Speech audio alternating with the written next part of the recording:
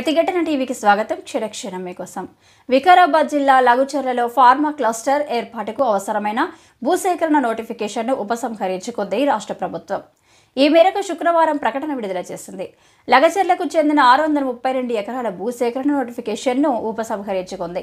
580 మంది రైతుల నుంచి ఈ భూమిని సేకరించాలని 2024 ఆగస్టు 1న ప్రభుత్వం నోటిఫికేషన్ జారీ చేసింది.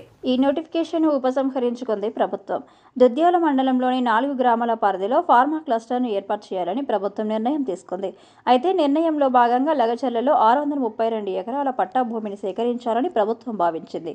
అయితే 580 మంది రైతులు గిరిజనులు. వీరికి ఎకరం అరెకర భూమి మాత్రమే ఉంది.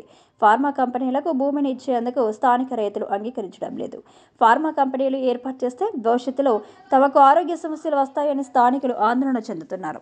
ఇది కూడా భూములు ఇచ్చేందుకు అడ్డంకిగా మారిందని లగచర్లలో ఫార్మా క్లస్టర్ ఏర్పాటుపై ప్రజాభిప్రాయ సేకరణను ఈ నెల 11న నిర్వహించాల్సి ఉంది. అయితే ఈ కార్యక్రమానికి వెళ్లిన వికారాబాద్ జిల్లా కలెక్టర్ ప్రతీక్ జైన్ సహా ఇతర అధికారులపై లగచర్ల గ్రామస్తులు దాడికి యత్నించారు. ఈ దాడి నుంచి కలెక్టర్ సహా ఇతర ఉన్నతాధికారులను పోలీసులు రక్షించారు.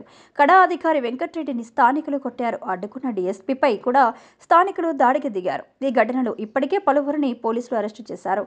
ఇదే కేసులో కొడంగల్ మాజీ ఎమ్మెల్యే పట్నం నరేందర్ రెడ్డిని కూడా పోలీసులు అరెస్టు చేసిన సంగతి పాఠకులకు తెలిసిందే.